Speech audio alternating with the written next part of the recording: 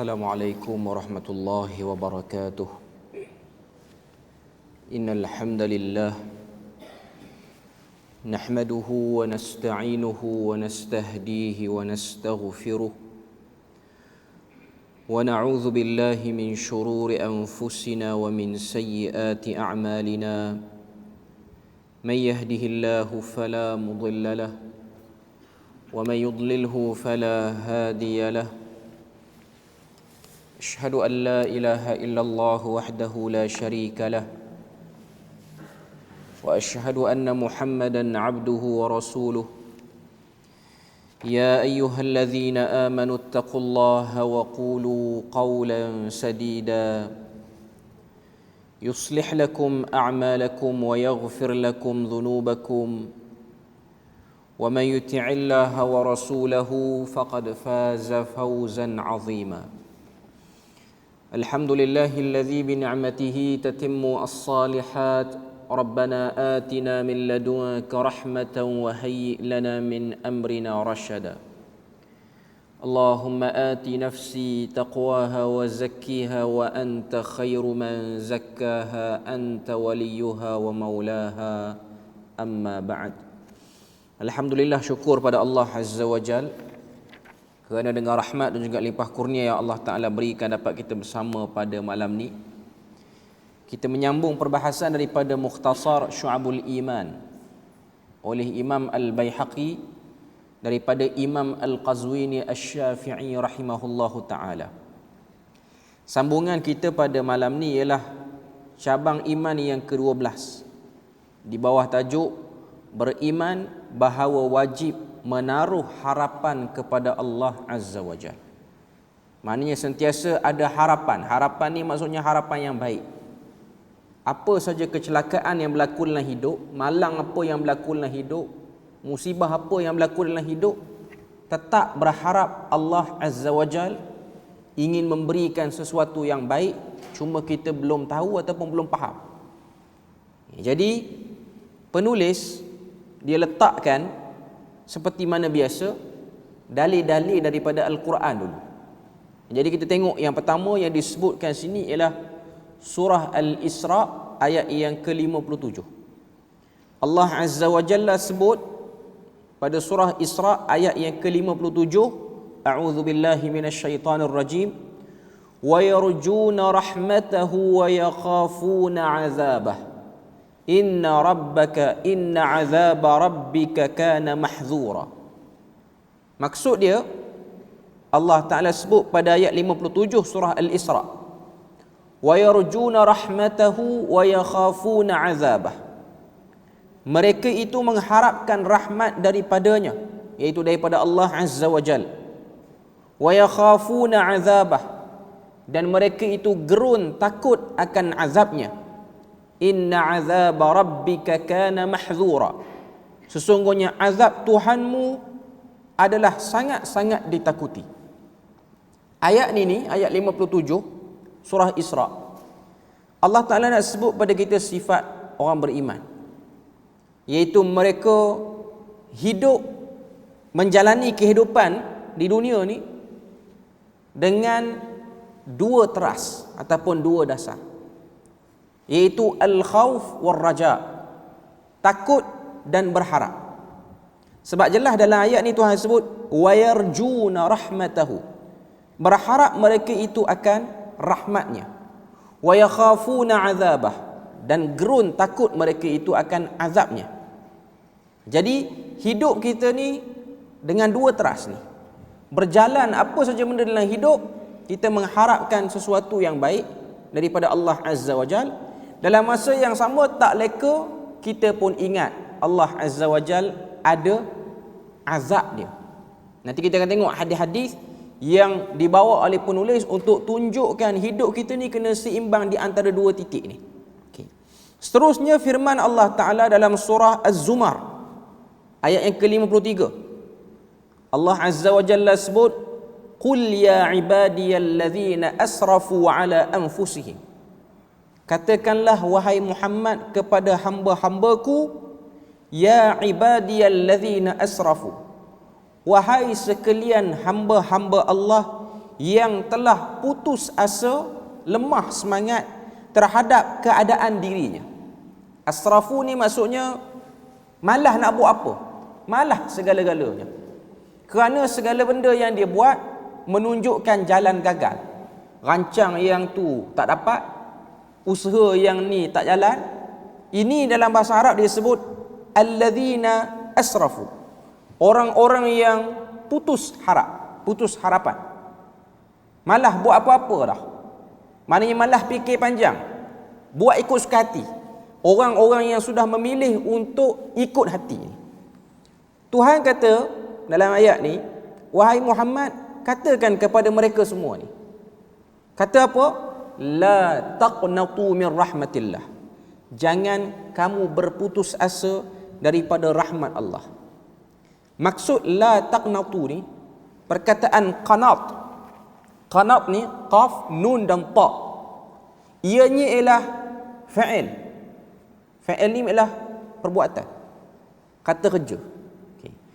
Satu kerja yang perlu dilakukan oleh kita bila mana kita down, bila mana kita lemah, kita kena keluarkan diri kita pada lemah, bukan tunggu lemah tu hilang. Itu benda yang kita kena faham. Bila mana kita baca ayat ni, kita kena tahu bila mana kita duduk dalam situasi lemah, kita yang kena keluarkan diri pada lemah tu. Sebab lemah tu dia datang, dia hinggap pada kita, kita yang kena tepis. Ada orang dia ingat lemah tu biar dia hilang dengan sendiri. Tak. Istilah orang kita sekarang ni, orang moden, dia sebut nak healing. Healing ni maknanya nak ubati benda-benda yang galau dalam hati. Rasa tak suka dengan suasana sekeliling, keluar sekejap. Benda tu memang boleh pun. Dari segi realitinya, bila mana kita serabut apa semua, ada orang seminggu kerja, dia penat dengan situasi suasana kerja dia, dia nak keluar healing hujung minggu. Okay. Tapi healing ini, dia bukanlah benda yang boleh membuang galau tu secara keseluruhan. Sebenarnya kalau tengok yang promote healing ni ialah biasanya pakar motivasi barat. Sebab dia orang nak bercakap luar daripada lingkungan agama. Kita orang Islam, orang beriman ni, kita ada cara yang Allah Azza wa Jalla sebut. Ada orang dia fikir, dia nak pergi ke mana? Nak pergi ke tempat yang paling tenang, tak serabut, kereta tak banyak, nature terpelihara, alam semula jadi terpelihara. Orang-orang situ pun nampak macam relax, tak buat apa. Dan kita pun mungkin harap lah orang-orang kawasan tu pun jenis hati tenang, hidup tak kalut, nak simpan benda tu, nak kumpul benda ni, nak kejar benda tu. Ada orang dia cari tempat macam tu lah, dia healing. Orang di Malaysia ni suka datang cari tempat-tempat yang macam tu. Tak kira lah, ada orang dia rasa macam Perlis ni tak banyak sangat bangunan yang tinggi-tinggi. Dia banyak nature-nature yang masih lagi terpelihara, ada orang datang sini. Tapi dia balik semula ke bandar, dia tak hilang juga serabut dia tu. Okay. Saya dulu, pengalaman sebelum datang Perlis ni, saya pernah sampai di Kashmir, India. Kashmir yang dalam negara India sekarang, bukan Kashmir yang dalam Pakistan. Sebab Kashmir ni dia bagi dua penguasaan dia. Sebelah untuk India kuasai, sebelah lagi untuk Pakistan kuasai. Kedua-dua negara ni bertelagah. Sebab kita tahu India dia sangat anti kepada Muslim, dan Pakistan ni ialah sebuah negara di benua India yang Muslim keseluruhannya. Tapi dalam masa yang sama, dalam negara Pakistan tu ada jugalah orang-orang yang bukan Islam pun, ada. Dan dia punya tak suka pada Islam tu kadang-kadang lebih kuat daripada orang-orang yang non-Muslim di India. Itu secara politiknya lah. Okay. Cuma kalau kita tengok wilayah Kashmir ni keseluruhannya, mereka ni dulu ialah sebuah kerajaan yang bersendiri. Kashmir ni ialah dulu kita boleh katakan dia orang ni ada struktur kerajaan yang elok. Maknanya ada kerajaan Kashmiri ni ada. Sebab tu kalau kita pergi Kashmir ni, tak kira lah Kashmir belah India ke belah Pakistan ke, orang Kashmir dia ada bahasa Kashmir. Dia tak bercakap bahasa Hindi, dia tak bercakap dengan bahasa Urdu. Hindi ni India, Urdu ni Pakistan. Kashmiri ada Kashmir punya bahasa, orang-orang Kashmiri. Dan dia orang ni ialah orang-orang yang hasil asimilasi dengan orang Parsi. Sebab tu dia orang tak kulit hitam. Dia orang ni kulit cerah lah. Dia orang ni handsome lah, cantik lah orang-orang dia. Dan tempat dia pun memang orang kata apa, tempat yang nature. Ramai orang Malaysia suka pergilah, pergi time musim sejuk, pergi time musim panas ataupun musim luruh. Memang tempat dia cantik, tak dinafikan lah. Tempat dia tu cantik. Okay. Tapi ada orang dia pergi, dia ingat okey sini tenang. Sebab Kashmir ni memang dia tak kalut. Dia macam Perlis dah, dia tak kalut. Kereta tak banyak, hospital pun ada satu. Kashmir pun macam tu lah. Hospital satu, tempat orang kata apa, makanan-makanan ni semula jadi lagi. Nak cari madu yang asli betul, situlah. Nak cari saffron paling terbaik dunia di situ. Okay. Tapi walaupun kita tengok orang dia macam steady, rumah-rumah dia ni dia banyak buat dalam tasik. Dia ada satu tasik besar nama dia Dal Lake di Kashmir punya tempat tu. Jammu Srinagar ni antara bandar-bandar dia lah. Okay. Saya duduk di rumah tu, dia macam homestay sebab ada travel yang kata apa, yang tempah tu. Pemilik kepada rumah homestay tu, homestay atas air ni, dia muda lagi. Dalam lebih kurang 20-an lah umur dia. 20-an pun dah nak masuk 30-an. Waktu tu pun saya masih lagi tak sampai 30 lagi lah. 20 lebih. Tapi waktu tu saya dah kahwin dah. Okay. Waktu saya duduk di atas rooftop rumah dia tu, dia tengok saya mesej ataupun video call. Dia tanya, mesej dengan markah ke? Istilah kita lah. Saya kata saya dah kahwin dah. Dia kata hang dah kahwin? Ni muka ni dah kahwin? Dia kata dah kahwin. Dia kata muka macam ni di Kashmir tak boleh kahwin lagi. Dia kata. Saya kata kenapa? Kashmir susah nak kahwin. Saya nak kata tempat paling tenang ada problem dia juga. Saya nak sebut yang tu lah. Saya nak cerita yang lain-lain tu saya sensor lah, yang lain tak perlu cerita lah kot. Cuma saya nak katanya tempat orang rasa macam sini tenang, tak ada orang serabut. Rupa-rupanya dalam kalangan pemuda Kashmir ni, dia orang pening nak kahwin. Mungkin mas kahwin dia tinggi, mungkin tekanan pada kerajaan, mungkin kerana sara hidup. Tapi saya nampak problem di Kashmir tu bukan kerana sara hidup. Biasanya tekanan daripada kerajaan. Sebab umat Islam di Kashmir ni memang teruk ditekan oleh pemerintah India. Waktu tu saya pergi di bawah pemerintahan Narendra Modi sekarang. Narendra Modi ni memang sangat besar kebencian dia kepada Islam. Sekarang ni statistik dunia menunjukkan penindasan umat Islam yang paling teruk di dunia ialah di India, bukan lagi di Palestin. Palestin tu memang dah menjadi benda yang selalu kita dengar. Bukanlah kita nak kata tak payah fokus sangatlah pada Palestin. Palestin tu pun kita kena fokus. Tapi umat Islam di India, khususnya di Kashmir, mereka sangat teruk ditekan. Sebab saya pergi di Kashmir waktu tu belum seperti sekarang. Sekarang ni teruk lagi kena tekan. Waktu tu pun kita orang dapat internet ni terhad. Sebab kebetulan pergi tu ialah musim penganut Hindu ni nak buat perayaan di satu gunung di Kashmir, Pahalgam nama gunung tu besarlah, gunung yang besar, gunung yang tempat orang main luncur ais apa semua situ. Sebab kawasan tu memang kawasan yang cantik lah. Ada banyak orang kata apa, tempat-tempat yang belum diterokai. Tapi penganut Hindu percaya di situlah jelmaan Dewa Siva akan muncul pada setiap bulan Julai ataupun Ogos, macam sekarang ni lah. Jadi dia orang dah blok siap-siap ni. Dan 10 ataupun 20 tahun sebelum daripada yang saya pergi tu, tarikh saya pergi sekitar 2015 ataupun 2018 macam tu lah kot. Okay, saya tak ingat. Cuma nak katanya waktu sebelum pada tu orang Islam ni menentang, orang Islam Kashmir menentang perayaan menyambut penjelmaan Dewa Siva di gunung itu. Tak nak bagi. Akhirnya berlakulah rusuhan antara Muslim dengan Hindu, menyebabkan matinya satu orang daripada kalangan Muslim di Kashmir, nama dia Burhan.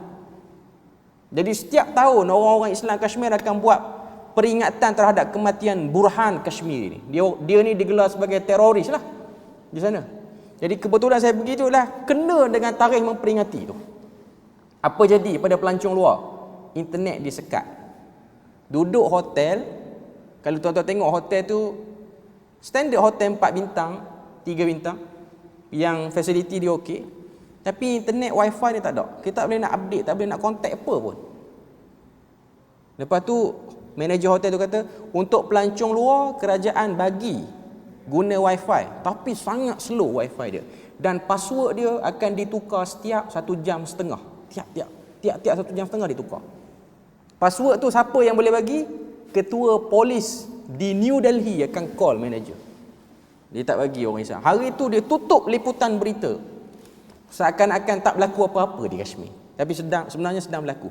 Cuma saya nak kata, orang kita ramai pergi ni Kashmir ni, sampai sekarang package pergi Kashmir ni banyak dah buat. Orang kita pergi naik perahu, dia duduk, dia macam Timah Tasuh lah, tapi dia lagi besar tasik dia tu, tapi dia lagi cantik, lagi banyak lah, dan dia menarik sebab kita naik perahu tu akan ada orang jual makanan, jajan tepi jalan lah dalam tasik. Dia akan rapat dengan perahu kita, macam-macam lah dia jual. Okay. Cuma nak katanya orang kita suka pergi situ, dia ingat healing. Sebenarnya tempat tu pun, orang situ tu macam-macam kerungsingan dalam kepala dia. Cuma dia tenang lah sikit. Dia tenang sikit sebab dia tak serabut, tapi tekanan tu kena. Saya nak katanya, berdasarkan ayat 53 surah Az-Zumar, Tuhan kata, la taqnatu min rahmatillah. Bila mana kamu serabut, kamu jangan putus asa daripada rahmat Tuhan. Perkataan la taqnatu itu berusaha mengeluarkan kerungsingan, keresahan dalam hati dengan apa-apa cara pun. Salah satunya ialah keluar daripada tempat yang kita biasa duduk. Okay. Tapi dia bukan cara yang pasti berkesan. Ada orang dia pergi bercuti mana-mana, tapi tak juga. Tuan-tuan tengok para sahabat, antaranya kita boleh tengok ada sebahagian sahabat ni mereka dibebani hutang. Kan ada satu hadis Nabi diceritakan, ada seorang sahabat ni dia duduk dalam masjid, termenung, hutang mengelilingi pinggang dia, maknanya keliling pinggang hutang dan masalah runsing ni, sehingga Nabi perasan, selalu duduk dalam masjid. Sehingga Nabi beri pada dia doa supaya hutang dia tu langsai. Tapi doa tu bukanlah maknanya dia akan dapat duit secara tiba-tiba. Ni pun benda yang kita kena faham. Doa ni lah dia bagi harapan. Kan? Ini fungsi doa ni, dia beri harapan pada kita. Dia akan beri kita semangat untuk kita keluar. Kita ada kekuatan untuk mencari punca-punca lain untuk keluarkan diri kita daripada keresahan. Cuma nak katanya resah ni kita kena keluar, tak boleh layan. Kita kena keluar. Sebab tu Tuhan kata la taqnatu min rahmatillah. Jangan putus asa dengan rahmat Tuhan. Cari rahmat tu. Innallaha yaghfirudz dzunuba jami'a. Sesungguhnya Allah Taala mengampunkan dosa-dosa hamba-Nya keseluruhannya. Tuhan ampun dosa kita. Sebab tu kalau tuan-tuan tengok hubung kait ayat ni, saya nak sebut. Tuhan kata jangan putus asa, Tuhan ampun dosa. Ada orang waktu dia serabut, dia tak nampak dosa dia. Dia tak nampak dosa dia. Dia tak nampak kenapa serabut tu berlaku. Tapi kita kena tahu, serabut ni biasanya datang, bukan serabut je lah, benda yang kusut, runsing, susah, payah, dia pasti akan ada kaitan dengan dosa yang kita lakukan. Pasti. Sebab tu Tuhan sebut innallaha yaghfirudz dzunuba jami'a. Healing yang paling terbaik ialah istighfar. Sebab tu dalam hadis riwayat Ahmad, Nabi sebut man lazima istighfar, siapa-siapa yang melazimi istighfar, ja'alallahu lahu min kulli dhiqin makhraja. Allah Ta'ala jadikan orang yang melazimi istighfar ni, setiap sempit ada jalan keluar dia. Wa min kulli hammin faraja, setiap kerungsingan akan diangkat kerungsingan tu. Wa razaqahu min haitsu la yahtasib, dan direzekikan dia daripada jalan yang dia tak sangka. Sebab tu tuan-tuan, istighfar ni mustahak. Lepas salat, tiap-tiap kali kita salat, lepas kita salat ni, benda pertama yang kita kena sebut lepas salam ialah istighfar. Kena astaghfirullah, astaghfirullah, astaghfirullah. Bangkit pagi lepas salat subuh, Habis dah zikir lepas sembahyang, pergi ke zikir pagi. Dalam zikir pagi ada sayyidul istighfar. Allahumma anta rabbi la ilaha illa anta khalaqtani wa ana abduk. Tu panjang. Cuma nak ada yang pagi, petang. Pentingnya istighfar untuk mengeluarkan kita daripada segala masalah. Sebab kalau healinglah cara nak angkat serabut, orang ada duit je boleh angkat keresahan dia. Orang miskin, orang yang tak ada duit, tak boleh healing dia sebab dia tak ada duit. Dia tak ada bekalan yang cukup untuk dia keluar. Dia nak makan hari-hari ni pun kadang-kadang berhutang. Tiba-tiba kita kata kalau serabut pergilah berjalan. Makin serabut dia dengar dia. Kita tengok satu orang miskin, kita kata kat dia, sabar, kalau rasa serabut, pergilah bercuti ke mana-mana. Oh, dia kata, cakap sedap dia ni. Macam kita duit banyak. Okay. Healing yang paling terbaik ialah istighfar. Sebab tu benda ni, kalau kita nak cakap luar daripada batas agama, memang pakar motivasi dia akan sebut macam tu lah. Kita kena keluar, bercuti bersama, bagi orang yang ada kemampuan. Tapi bagi seorang Muslim, dia ada cara dia yang tersendiri. Kemudian Tuhan sebut innahu huwal ghafurur rahim. Dialah Tuhan yang Maha Pengampun lagi Maha Mengasihani. Sebab Tuhan nak tengok kita berserah diri pada Dia. Setiap keresahan yang dilalui dalam hidup ni ialah tempoh waktu Tuhan suruh kita cakap dekat Dia, bagi tahu dekat Dia. Sebab tu tuan-tuan tengok para ulama yang awal, mereka semua ni bebas, diri dia orang bebas. Tidak terbelenggu dengan apa-apa pun. Hatta tak terbelenggu dengan pemerintah. Macam tak ada apa-apa rungsing dalam hati dia. Sebab tu kalau tuan-tuan tengok kan, saya tadi sebelum datang, saya duk tengok cerita Tawus bin Kaisan. Tawus bin Kaisan ni antara tokoh tabi'in yang hebat di Yaman. Nama betul dia Zakwan, tapi digelar dengan nama Tawus. Tawus dalam bahasa Arab maksud dia apa? Burung merak. Burung merak ni dia ada satu sifat, dia sombong. Dia mendada je jalan. Tawus bin Kaisan ni kalau kita tengok, dia sempat dengan beberapa orang pemimpin. Antara yang dia sempat ialah Muhammad bin Hajjaj Al-Thaqafi, adik kepada Yusuf bin Hajjaj Al-Thaqafi. Yusuf bin Hajjaj Al-Thaqafi ni di Iraq, Muhammad bin Yusuf Al-Thaqafi ni di Yaman. Dua-dua ni zalim. Yusuf bin Hajjaj Al-Thaqafi ni antara kezaliman besar yang dia buat apa? Dia bunuh Abdullah bin Zubair, gubernur Mekah pada waktu tu. Dia bukan setakat bunuh lepas tu urus jenazah dia, bukan. Dia bunuh, dia penggal kepada Abdullah bin Zubair, dia letak dan gantung di Kaabah. Dahsyat ah. Tapi dia ada jasa pada kita hari ni, iaitu membariskan Al-Quran. Tu kerja dia. Dia ni memang zalim, tapi dia ingat Quran elok. Dia memang suka jadi imam. Kalau dia pergi buat haji, buat apa ni, dia suka jadi imam. Dia suka memperdengarkan bacaan Quran. Tapi dia zalim. Dia, adik-beradik dia ni, Muhammad bin Yusuf Al-Thaqafi dengan Hajjaj bin Yusuf Al-Thaqafi, dua-dua zalim. Tawus bin Kaisan ni duduk di Yaman, tempat adik Hajjaj bin Yusuf Al-Thaqafi ni jadi gubernur. Tapi Muhammad bin Yusuf Al-Thaqafi ni, dia taklah sezalim abang dia di Mekah ni, di Iraq ni. Okay. Ketika mana Tawus bin Kaisan ni dia, orang kata apa, dia ceramah, waktu tu musim sejuk di Yaman ni. Dia ceramah di hadapan orang. Sebab dia ni memang tabi'in lain pun hormat dia. Tabi'in yang kecil-kecil, yang junior ni hormat dia. Waktu dia bercakap tu, orang nampak dia ni macam ketar, menggeletar. Musim sejuk, tapi dia semangat. Kebetulan pada waktu dia tengah bercakap tu, datang Muhammad bin Yusuf Al-Thaqafi, gubernur Yaman, datang. Gubernur Yaman datang, dia duduk, dan dia pun, orang kata apa, beritahu dekat pembantu dia, ambil kain yang aku pakai ni, tailasan. Tailasan ni ialah dia macam selimut lah. Dia macam orang kita sekarang panggil ridak kan. Tapi ridak pun dia kurang tepat. Tuan-tuan tengok orang-orang Afghanistan orang-orang Afghanistan dia pakai macam selimut tu. Itulah tailasan.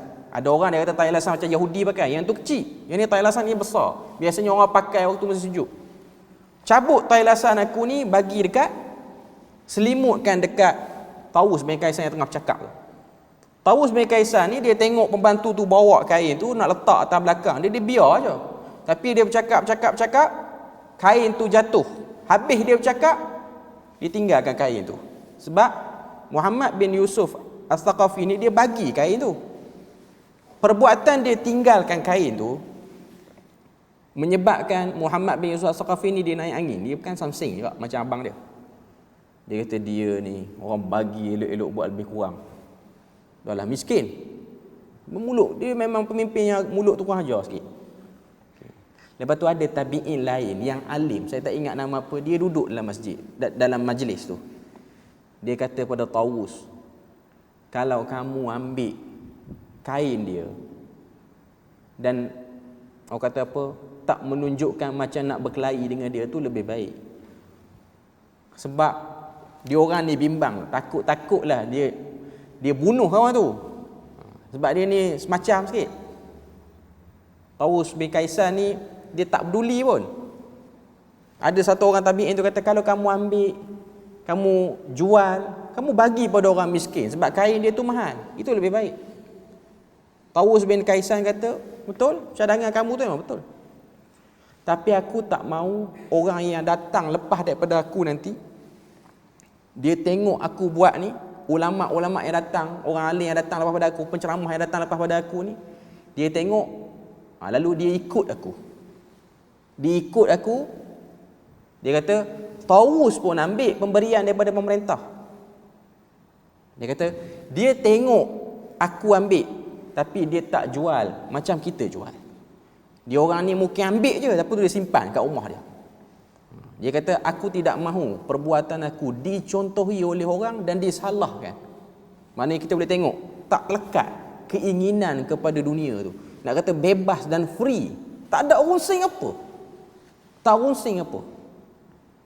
Sebab tu kalau tengok, ada satu lagi cerita Tawus bin Kaisan ni, waktu dia pergi haji, pada waktu tu khalifah yang memerintah, Hisham bin Abdul Malik. Hisham bin Abdul Malik ni, dia sebelum Sulaiman bin Abdul Malik. Lepas Sulaiman bin Abdul Malik ni ialah Umar bin Abdul Aziz. Ni senarai khalifah Amirul Mukminin ni. Hisham bin Abdul Malik, dia pergi buat umrah, dia pergi buat haji, sampai di tanah haram, dia pun tanya, ada tak sahabat-sahabat Nabi yang datang buat haji? Orang kata tak ada, sahabat-sahabat dah tak ada lah. Tabi'in je ada. Orang pun bagi tahu, adalah Tawus bin Kaisan. Dia pun buat majlis. Sebab khalifah kan ni hebat. Dia macam ada keistimewaan lah waktu dia datang buat haji ni. Dia macam pemimpin-pemimpin kita hari ni lah. Cara dia pergi buat haji tak sama dengan orang pergi buat haji dengan tabung haji biasa-biasa ni. Dia ada layanan istimewa. Jadi buat majlis, buat kemah, tarik kemah apa semua, kemah besar. Kemah tu pula kemah yang suasana dalam dia tu taklah terlalu panas, taklah terlalu sejuk. Sebab biasanya musim haji ni lah musim panas. Ni suasana dalam tu ada orang tukang kipas apa semua. Tawus bin Kaisan dijemput masuk. Orang dah pesan kepada Khalifah Amirul Mukminin. Dia kata kalau tengok dia macam kurang ajar sikit, jangan kata apa-apa lagi. Kita ni pun duduk tanah haram, dia ni pun disegani orang. Tawus ni. Bila mana dia masuk, Tawus ni sampai dekat kemah tu. Tawus masuk, pertama dia tanggalkan kasut dia. Dia tak pakai kasut dalam kemah khalifah tu. Perbuatan ini mengikut protokol zaman tu menghina orang besar. Sebab yang tanggal kasut ni ialah kemah yang kotor je. Kemah khalifah tak kotor. Jadi khalifah pun dah semacam. Hisham bin Abdul Malik ni dia taklah cengeng macam Muhammad bin Yusuf As-Saqafi tu. Tapi dia adalah angin dia orang khalifah ni. Dia pemimpin besar. Dia tanggalkan kasut. Orang lain semua berdiri. Dia tengok ada kursi kosong, dia pun duduk. Dia tak berdiri pun. Macam orang lain kan, tunduk dulu depan khalifah. Dia tak, dia duduk. Dia duduk, dia buat apa? Tahu sebenarnya. Kaifa halak ya Hisham. Dia bagi terus macam tu. Dia kata, apa khabar Hisham? Tu khalifah Amirul Mukminin. Dia tak panggil Amirul Mukminin, dia panggil Hisham, panggil nama tu. Jadi orang lain nampak Hisham macam tak selesa. Sebab dia dijemput untuk beri nasihat kepada pemerintah untuk buat majlis macam tazkirah, tapi perbuatan itu kurang ajar. Hisham ni dia tak tahan, dia tanya, "Wahai Tawus, kenapa masuk dalam kemah ni tanggalkan kasut?" Dia kata, "Aku semayang 5 kali sehari, aku tak pakai kasut. Tuhan tak kata apa. Hang siapa?" Oh, dahsyat. Belum apa-apa lagi dia bagi macam tu dah. Protokol ni, geng-geng protokol ni muka dah lain macam. Hang siapa? Tuhan tak marah aku tak pakai kasut. Dia tak masuk kemah dia. Dia bersoal. Hisham diam. Sebab dia ni orang hebat. Saya nak katanya, bagaimana tingginya harapan dia kepada Tuhan. Dia tak rasa something pun, tak ada risau apa. Lepas tu Hisham pun tanya dia, "Kenapa panggil aku dengan nama? Tak panggil aku Amirul Mukminin? Ataupun tak panggil aku dengan kunyah?" Sebab Hisham bin Abdul Malik ni, kunyah dia, nama samaran, nama panggilan dia ialah Abu Muhammad. Orang Arab, bila mana kita nak muliakan dia, kita biasanya dia orang ni akan panggil dengan nama samaran ni, Abu sekian-sekian, selain pada panggil Amirul Mukminin lah. Apa jawapan Tawus? Tawus kata dalam Quran, Allah Ta'ala bila mana dia nak seru para Nabi, dia panggil Ya Musa, Ya Dawud. Yang panggil dengan kunyah ni musuh Tuhan dia, Tabbat yada Abi Lahabin Watab. Yang tu lah. Dia bagi yang kedua ni lagi padat lagi daripada yang pertama tadi. Hisham bin Malik diam lagi. Lepas tu dia tanya, "Kenapa tak berdiri? Orang lain semua berdiri." Dia kata, "Aku teringat ada satu hadis Ali bin Abi Talib kata, kalau nak tengok satu orang tu ahli neraka ataupun tidak, satu orang tu bila mana dia duduk, akan ada orang berdiri di keliling dia. Jadi aku tak nak jadikan hang ahli neraka. Aku duduk. Ni Tawus ni hati betul-betul mereka, betul-betul tinggi harapan pada Tuhan. Ni dia pernah khalifah. Tuan-tuan boleh bayang, tuan-tuan jumpa PM, tuan-tuan nak panggil nama aja. Hei, tak nak sebut nama. Saya tak nak sebut contoh tu. Korang nak cerita kalau orang Terengganu lah. Korang nak cerita ke ni? Tak tanya lagu tu dia ni kena buang warga negara boleh. Tapi merdeka betul jiwa dia. Jiwa yang betul-betul tinggi harapan. Saya kata, ni orang ni untuk tahun 2023 tak wujud dah. Ustaz mana, mufti mana tak berani buat benda macam ni di hadapan pemerintah. Saya tak kata daripada orang lain, saya kata saya sendiri tak berani nak buat. Lepas pada Hisham, kelu tak boleh nak kata apa lah, sebab dia bagi tu memang padat dah pun. Hisham kata, bagilah pada kami nasihat. Bagilah pada kami nasihat ni. Pada aku ni bagi nasihat. Sebab memang kita orang panggil ni untuk bagi nasihat. Tawus kata, dalam neraka Allah Ta'ala menyediakan al-aqrab. Al-aqrab ni maksudnya kalajengking yang besar. Dan Allah Ta'ala menyediakan ular yang sangat berbisa. Ular dan kalajengking ini khusus untuk pemerintah yang zalim sahaja, dia kata.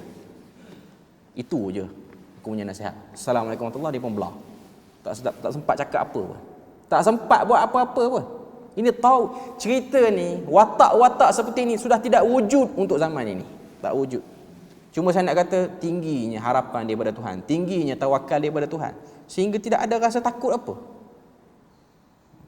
Sebab dia ada banyak siri. Tawus bin Kaisan ni kalau kita yang muda-muda boleh cari, dia ada banyak siri dia berhadapan dengan pemerintah. Termasuklah dia berhadapan dengan Hajjaj bin Yusuf Al-Thaqafi, adik kepada Muhammad bin Yusuf Al-Thaqafi tu. Dia pernah berhadapan. Sebab saya ringkas cerita je lah, sebab kita nak baca yang lain. Lepas ni saya ringkas ceritanya. Bila mana dia jumpa Hajjaj bin Yusuf Al-Thaqafi, Tawus ni, dia buat bising dalam Masjidil Haram. Sebab dia tahu Hajjaj ni zalim. Waktu Hajjaj bin Yusuf masuk dalam Masjidil Haram, dia takbir, dia talbiah, sehingga Hajjaj bin Yusuf kata, "Panggil siapa yang bising tu?" Orang pun beritahu, dia ni orang Yaman, bagi dia menghadap. Tengok Tawus. Jadi Hajjaj bin Yusuf Al-Thaqafi ni dia teringat, Tawus ni orang Yaman. Orang Yaman ni ialah kawasan adik dia jadi gubernur. Jadi dia pun tanya, "Kenal tak Muhammad bin Yusuf Al-Thaqafi?" Dia kata kenal. "Macam mana dia sekarang?" maksud daripada Hajjah bin Yusuf Al-Qaradawi, macam mana dia memerintah. Tapi saja kawan ni Tawus ni dia jawab bendul sikit. Dia kata dia gemuk, elok, naik kereta, kemas apa semua. Orang yang kemas lah, pakai baju kemas. Dia tahu aku tanya yang tu, aku tanya dia memerintah macam mana. Tawus ni orang cakap benar. Cakap benar. Dia kata dia ni zalim. Dia kata depan abang dia. Sangat cintakan makhluk, tak takut langsung pada Tuhan. Dia bagi depan-depan. Depan-depan dia bagi. Watak ini memang, kita baca cerita Tawus ni, kita rasa gerun. Dia dah mati lama dah kan. Tapi kita boleh rasa keberkatan dan haibah dia tu ada. Tawus ni orang kecil, orang Yaman ni dia punya body dia macam orang Malaysia lah. Orang kecil-kecil je orang Yaman ni. Tapi nak katanya inilah kesan daripada tingginya takut pada azab Allah dan tingginya harapan daripada Tuhan. Kita mungkin tak sampai level dia orang. Cuma saya nak kata inilah cerita-cerita salafus salih yang ditinggalkan pada kita. Sebab tu ada sebahagian riwayat waktu waktu Hisham bin Abdul Malik ni dia ada banyak siri bertemu dengan Tawus ni. Dia setiap kali Tawus jumpa dengan Hisham, Tawus tak pernah panggil Hisham ni Amirul Mukminin. Tak pernah. Walaupun kawan tu tahu dari segi protokol kena panggil ikut nama lah. Sehingga Hisham tanya, kenapa tak panggil aku Amirul Mukminin? Dia kata bukan semua orang beriman setuju hang jadi Amirul Mukminin. Dia bagi depan-depan, dia kata aku tak nak sebut hang Amirul Mukminin sebab apa? Sebab tak semua orang beriman setuju hang jadi khalifah. Jadi aku takut aku ni digolongkan orang menipu. Jadi aku tak panggil, aku panggil nama lah. Uish, kita kata dia ni kalau hidup zaman sekarang tak kena gaya, kena masuk je, kena lempang cukup lah. Tapi orang tak berani buat apa dekat dia. Tak berani buat apa. Dia betul-betul yakin pada Allah Azza wa Jalla. Ini watak Tawus bin Kaisan. Nama betul dia lah Zakwan. Okay. Saya nak sebut ialah tingginya harapan, perasaan yang ada. Okay. Kita tengok apa lagi yang disebut dalam buku kita ni.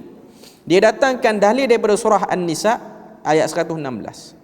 Innallaha la yaghfiru an yushraka bihi wa yaghfiru ma duna dzalika liman yasha. Sesungguhnya Allah tidak akan mengampunkan dosa syirik dan akan mengampunkan dosa yang selain daripada itu bagi sesiapa yang dia kehendaki. Maknanya apa kaitan ayat ni dengan cabang iman 12? Cabang iman 12 ni ialah beriman wajib menaruh harapan pada Tuhan. Tiba-tiba sebut tentang tak diampun dosa syirik. Maknanya antara penghalang satu orang tu untuk tinggi harapannya pada Tuhan ialah dosanya. Dan boleh jadi terjerumusnya ke dosa-dosa syirik yang tak kita perasan menyebabkan kita ni kurang harapan pada Tuhan. Jadi sebab tu ayat ni disisipkan sekali, dia ada sekali. Okay. Kemudian dia datangkan 3 hadis sokongan. Hadis pertama riwayat Muslim daripada Abu Hurairah. Nabi kata, "Lau ya'lamul mu'minu ma 'indallahi minal 'uqubah." Sekiranya orang beriman itu tahu macam mana hebatnya, macam mana gerunnya hukuman yang Tuhan sediakan, ma tama'a bi jannatihi ahadun, maka dia tak akan teringin pada syurga sikit pun. Nanti saya terang apa maksud hadis ni. Kemudian Nabi kata, "Walau ya'lamul kafir." Kalaulah satu orang kafir tu dia tahu ma 'indallahi minar rahmah, besarnya rahmat Tuhan, ma qanata min jannatihi ahad, dia tak akan berputus asa untuk mendapat bahagian daripada syurga Tuhan. Hadis ni Nabi buat gambaran.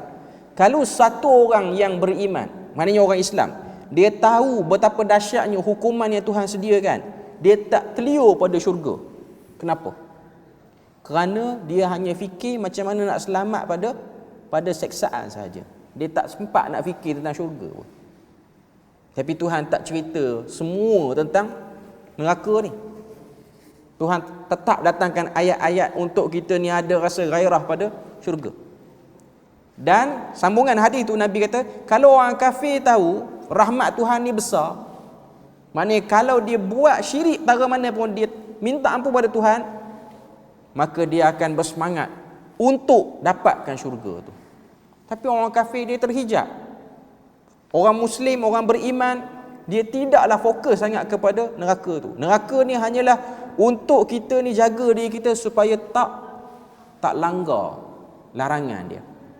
Memang setiap daripada kita ni bila mana kita nak apa-apa, kita nakkan syurga Allah Azza wa Jalla. Okay. Kemudian hadis Jabir dalam Sahih Muslim juga, la yamutanna ahadukum illa wa huwa yuhsinu dhanna billah. Okay. Hadis ni Nabi kata, janganlah salah seorang kamu mati melainkan dia bersangka baik kepada Allah Azza wa Jalla. Tak boleh kita mati melainkan kita ada sangka baik pada Allah. Dalam erti kata lain, kita kena kuatkan sangka baik kita pada Tuhan. Apa jadi dalam hidup ni, zaman keadaan sara hidup manusia makin sempit. Setiap, boleh katakan, statistik yang dikeluarkan oleh, saya tak ingat jabatan apa, dia ada satu jabatan yang kawal tentang happy tak happy orang di negara kita ni. Memang ada pun, statistik tu ada. Saya tak ingat apa nama jabatan. Dulu ada kata apa, ada pernah meeting sekali. Cuma dia sebutlah antara benda yang membimbangkan di negara kita, dia tak fokus negara lain, maknanya di negara kita ni ialah orang tak happy dengan kehidupan dia. Dan Malaysia ni ialah negara yang mencatatkan orang tak happy dengan harian dia tinggi juga, terutamanya golongan umur pertengahan, awal 30-an sampailah kepada akhir 40-an. Yang umur-umur pencen ni dia mungkin tak terlalu terfikir sangatlah. Yang umur rencam ni 20-an, 30-an, 40-an ni, umur-umur yang duk fikir lagi, yang tak jelas ni, dia orang ni tak happy. Tuhan kata jangan mati sehingga kamu ada sangka baik pada Tuhan. Kita beri lalu azan dulu. Okey, kita sambung sikit lagi. Ada satu hadis lagi yang dia letak sini. Tadi hadis Jabir, Nabi kata jangan satu orang mati melainkan dia baik sangka pada Tuhan. Jadi kita kena ada portion ni, bahagian ni, baik sangka. Kita kena usaha supaya kita dapat benda tu. Apa susah tara mana pun, tadi saya sebut tentang negara kita ni menghadapi orang tak happy dengan hidup. Antara sebab tak happy dengan hidup ialah bahagian Tuhan itu sikit dalam hidup. Bahagian hamba tu dengan Tuhan. Biasanya kalau kita check macam mana pun, dia akan ada lag di situ. Macam saya dah pernah sebut, mungkin sini atau tempat lain, bila mana Jabatan Kehakiman Syariah Malaysia keluarkan statistik banyaknya pasangan yang usia perkahwinan kurang 5 tahun ni bercerai. Banyak. Kerana apa? Salah satu faktornya ialah tak salat. Tak salat pun. Dua-dua ataupun salah seorang. Dan lebih teruk lagi, yang tak salat tu ialah ketua keluarganya. Maka wajar kalau dia rasa tak happy dengan hidupnya. Itu ialah bahagian daripada hukuman Tuhan pada dia, dengan sebab dia tak bagi hak Tuhan. Dia demand pada Tuhan, nak itu, nak ini, tapi dia tak buat. Sebab tu dalam hadis riwayat Nasa'i, Nabi sebut siapa-siapa yang awal pagi dan petang dia sebut hasbiyallahu la ilaha illa huwa alaihi tawakkaltu wa huwa rabbul arsyil azim 7 marrat, 7 kali. Waktu pagi petang ni kita sebut benda ni 7 kali. Kafallahu min hammid dunya wal akhirah. Tuhan jauhkan dia daripada runsing dunia, runsing akhirat. Orang kata apa, benda tu simple je. Pertama, kita buat kerana kita percaya Nabi kata. Yang kedua, kita fahami maksudnya. Bila mana Nabi suruh kita sebut hasbiyallahu la ilaha illa huwa alaihi tawakkalt. Cukuplah kepadaku Allah, yang mana dia Tuhan yang tiada berhak untuk disyirikkan, kena ibadah pada dia. La ilaha illa anta. Hasbiyallahu la ilaha illa huwa alaihi tawakkal. Kepadanya lah aku bertawakal. Wa huwa rabbul arsyil azim. Dialah Tuhan arasy yang agung. Kita sebut tu, kita bertawakal pada Tuhan, kita harap Tuhan beri pada kita kekuatan apa semua. Sebab tu janji daripada Nabi sendiri. Okay.